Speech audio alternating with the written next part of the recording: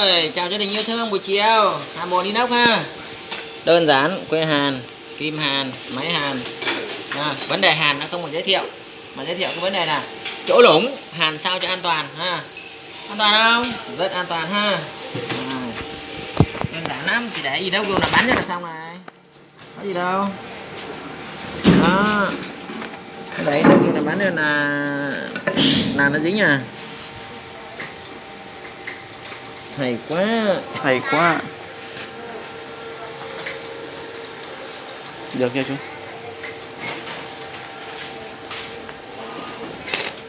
Đó. Bắn cho là nó dính thôi.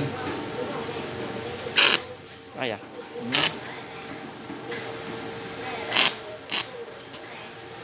Dễ không? Quá dễ. Quá dễ. Nửa cao quá nên nó to đúng không? Rồi giờ chỉnh nhỏ nhỏ ha. Đó. Giờ chỉnh nhỏ nhỏ thôi. Đó, đơn giản.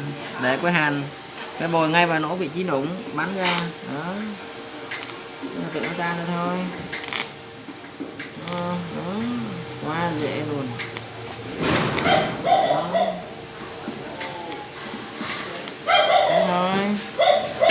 Mình thấy không? Cứ để cái que bồi vào đó. Lắm đâu.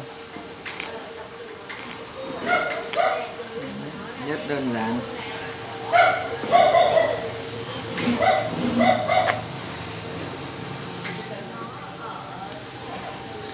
Mọi người nhìn này, cái thùng đã gần được che kín rồi.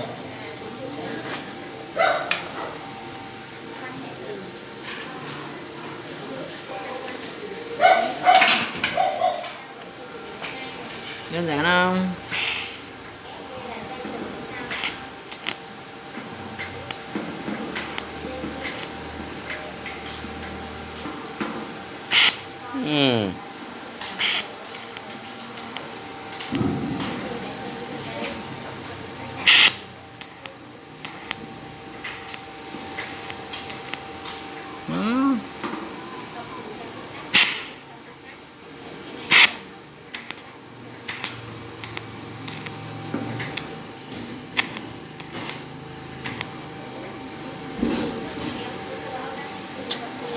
Xíu nữa là xong thôi.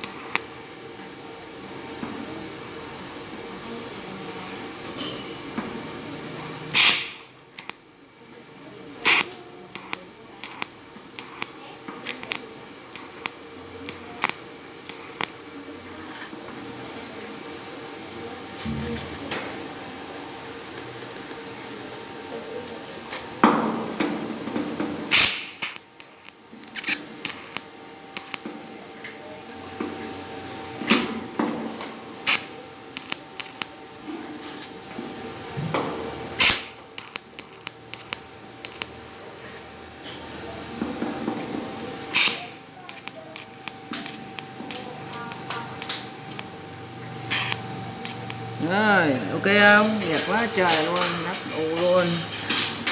Đấy. Và tắt đi.